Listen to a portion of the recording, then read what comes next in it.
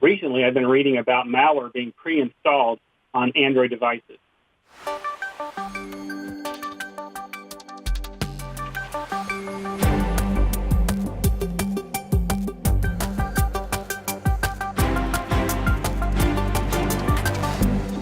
John, we have some problems with malware on the Android devices, right? Kind of. It's an interesting twist. I think one of the things that we worry about as security professionals is that when you get equipment from the manufacturer, you hope that it's clean, but the problem is that you're trusting some things may have come out of out of the factory, maybe less than desirable. And what Avast Labs has identified, actually building on some work by Dr. Webb, is they found a whole bunch of Android phones that had pre-installed malware on them. It's fairly significant. It's on thousands of devices, lots of different manufacturers. The plus, I guess, side of this is that it's not necessarily devices that are Google certified. So a lot of the devices are things that you might find in probably more of the third world countries. It's international, not something we see, phones here in the U.S., but that doesn't mean they're not available. So I saw a screenshot for this. Does the malware launch apps on the Android device? Like it looks like a game or something like that, right? Yeah, it does. And adware, mostly adware, more than anything else. But the payloads can be pre-installing software. It can be, we know that people click things. You get a pop-up, especially on a brand new device. It says, click here to update. Well, you're probably going to click it. Right. Is this a reimage your device kind of thing? Well, yeah. That's personally my concern is that if I have a device that the factory came infected, if I re-image it, what am I going to re-image it with? Right. Factory settings? So even potentially if you reinstall the original firmware, you might get the same malware back. I did take a look at this. I was kind of interested in this because they give you a lot of good indicators in this write-up. And I downloaded some of the config files and the malware and looked them up on VirusTotal. It was interesting to me that the only people detecting it right now is Avast, who I think is the ones who wrote this article. And so it's very poorly detected. But it is alarming, like John said, that you're getting something factory fresh that has adware on it.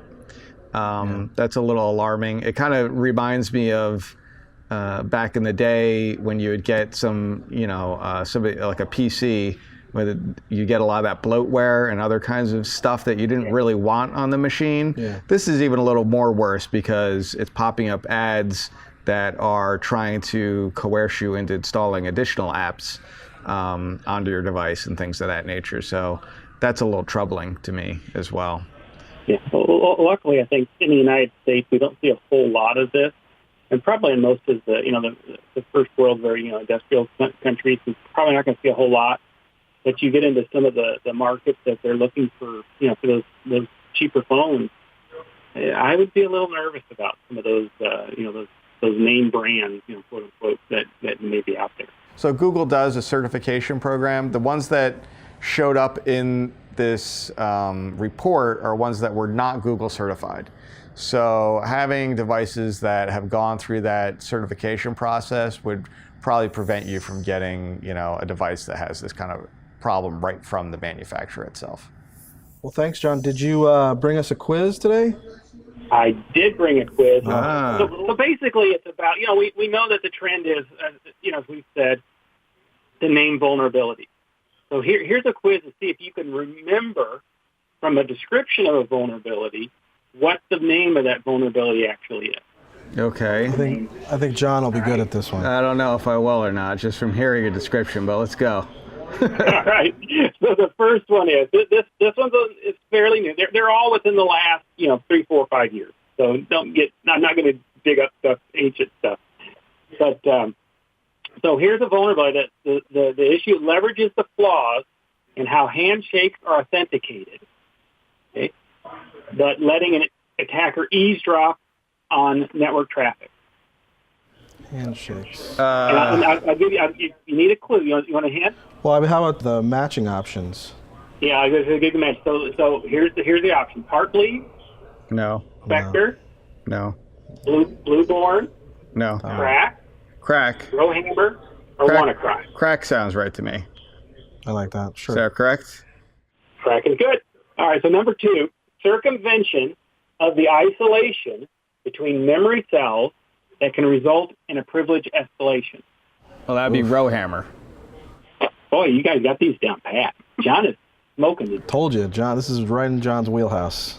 All right, here's another one I know John will know. John, you'll know this one real quick. Ransomware crypto worm. WannaCry. Oh, that's WannaCry. Yeah, there you go.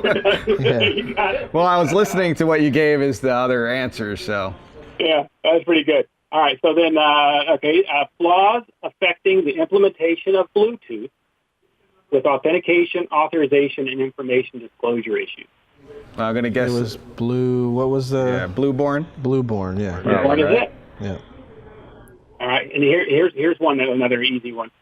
Open SSL bug that allows for data leakage. Yeah, that's Heartbleed. Perfect. Right. And then the very last one, and definitely one that we've been paying a lot of attention to lately, speculative execution resulting from branch misdirection.